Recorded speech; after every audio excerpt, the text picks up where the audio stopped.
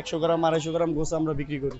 তো এটা শুরু করছি, প্রত্যেকটা পণ্যই এরকম করে বেচাটা আসলে দরকার, যে যার যার জায়গা থেকে তার তার চাহিদা আন্দাজে, সামর্থ্য আন্দাজে যার যতটুকু লাগে যে কিনতে পারে।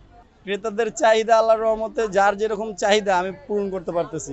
যেই ব্যক্তির 100 কেজি লাগতেছে তার চাহিদাও পূরণ করতে পারতেছি, যে ব্যক্তির 100 গ্রাম লাগতেছে তার চাহিদাও পূরণ করতে পারতেছে। আল্লাহর রহমতে এতে আমি অনেক সন্তুষ্ট, আমরা অনেক সন্তুষ্ট। প্রতিটা অলিতে গলিতে এরকমের উদ্যোগ নেওয়া উচিত এবং যাতে বাসাতে বেরোই এইভাবে কেনাকাটা করতে পারে, যাতে তাদের দূরে না আসতে হয়। আমি যদিও এখানে আসছি, আমি আসছি বেশ অনেক দূর থেকে, বাসাবো মাদার ট্যাগ থেকে। এখানে মাংসের মানটাও ভালো, ঠিক আছে, পরিমাণে কম দেওয়ার কোনো এখন ওয়ে নাই। তার কারণ ডিজিটাল পদ্ধতি, ডিজিটাল পাল্লা, ডিজিটালের উপরে দিবে, যা হবে পুরো ওই পরিমাণেই দিবে, ওই পরিমাণেই দাম নিবে।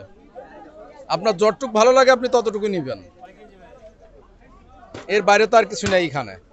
আগে থেকে কিছুটা কমে তো বিক্রি করতেছি, কারণ বন্যা টন্যা গেছে, গরু 2-4-5 হাজার টাকা কমে কিনতে পারতেছি, 2-4-10 টাকা কমে বেচতে পারতেছি।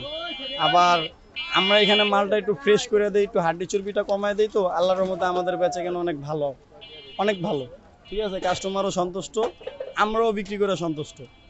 দেখা যায় হাড্ডি চর্বিটা লিমিট আন্দাজে থাকে, আর সবাই দেখে নিতে পারে, আমাদের পাল্লা ওপেনলি থাকে, সবাই দেখা গোছ কাটার পরেও যদি গোছ পছন্দ না হয় সেই গোছ আমরা বদলাই দেবো, গ্যারান্টি।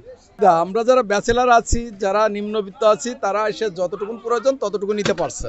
আমার মতন অনেকেই আছে যারা একটু কম দামে চায় যে এখানে এসে কিনতে পারে, কেনাকাটা করতে পারে। গোস্ত বালি দেয়, গোস্ত দামও কম রায়, গোস্ত বালি নিতে আছে, কোনো সমস্যা হয় না, ঠিক মতো নিতে হয়।